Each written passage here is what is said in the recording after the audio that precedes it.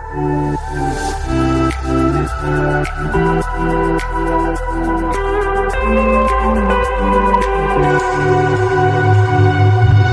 वालेकुम, मैं हूं एहसान Ali Danish, founder and CEO business Baba private limited.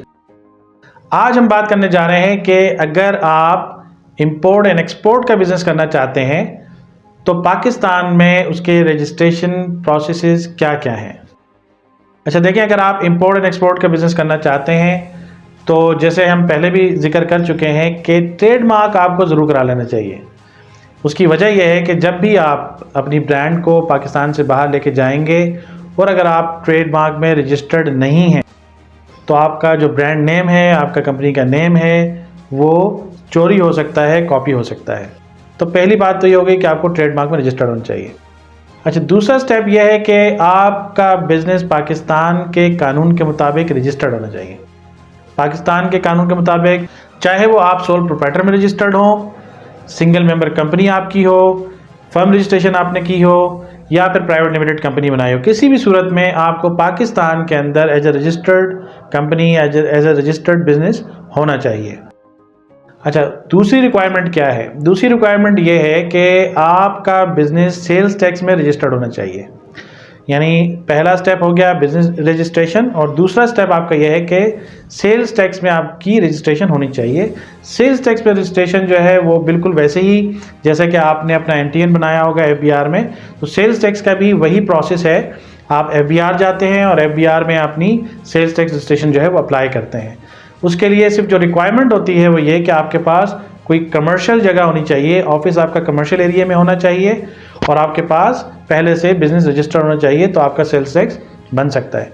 जैसे ही आपका बिजनेस सेल्स टैक्स में रजिस्टर हो जाता है, उसके बाद जो अगला स्टेप है आपका वो ये कि आपको चैम्बर ऑफ कॉमर्स में रजिस्ट्रेशन चाहिए, मेंबरशिप चाहिए। क्योंकि जब हम चैम्बर ऑफ कॉमर्स जाते हैं और अपनी रजिस्ट्रेशन अप्लाई करते हैं एज एन इम्पोर्टर या एक्सपोर्टर, तो उनकी जो रिक्वायरमेंट होती है वो ये होती है कि आपके पास आपका जो बिजनेस है वो रजिस्टर्ड होना चाहिए, यानी कि उसका NTN होना चाहिए। अगर आप प्राइवेट लिमिटेड कंपनी है तो सर्टिफिकेट ऑफ इनकॉर्पोरेशन जो है वो मांगते हैं और उसके अलावा जो है आपका सेल्स टैक्स में रजिस्ट्रेशन होनी चाहिए। जब ये सेल्स टैक्स रजिस्ट्रेशन और बिजनेस रजिस्ट्रेशन लेके आप चैम्बर ऑफ कॉमर्स जाएंगे तो आपकी रजिस्ट्रेशन हो जाएगी चैम्बर ऑफ कॉमर्स में। चैम्बर ऑफ कॉमर्स का जैसे ही सर्टिफिकेट आपके पास आ जाएगा तो अब आ जाते हैं अगले स्टेप की तरफ। अगला स्टेप ये है कि पहले हम ये किया करते थे कि आपको कस्टम जाना होता था और वहाँ से आपका VBOC की ID बनती थी, लेकिन अब रिसेंटली एक अपडेट आ गई है कि अब आप अपना VBOC रजिस्टर नहीं कराएंगे बल्कि PSW रजिस्टर कराएंगे, यानी कि पाकिस्तान सिंगल विंडो। ये एक नई वेबसाइट है और नया सिस्टम है जो कि कस्टम ने जो है मुतारिफ कराया है। आप सबसे पहले जाएंगे कस्टम्स में जाकर और वहाँ पर आप एप्लीकेशन फाइल करेंगे कि आपको अपना PSW बनाना है, यानी कि इंपोर्ट एंड एक्सपोर्ट का लाइसेंस जिसको हम कहते हैं। अच्छा, वो ID इशू करने के लिए जो रिक्वायरमेंट है, जो डॉक्यूमेंटेशन रिक्वायर्ड होती है उसमें वो आपसे मांगेंगे आपका बिजनेस रजिस्ट्रेशन, उसके बाद सेल्स टैक्स रजिस्ट्रेशन और फिर चैम्बर ऑफ कॉमर्स की मेंबरशिप का सर्टिफिकेट। ये तीनों चीज़ें आप वहाँ पे सबमिट कराएंगे, अपना CNIC सबमिट कराएंगे, अपना इलेक्ट्रिसिटी का बिल रिक्वायर्ड होता है वो आप वहाँ पे जमा कराएंगे एड्रेस वेरिफिकेशन के लिए।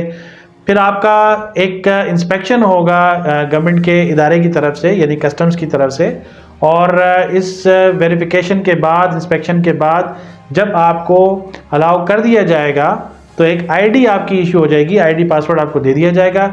उस ID पासवर्ड के थ्रू आप लॉगिन करके अपना इंपोर्ट एंड एक्सपोर्ट कर सकते हैं।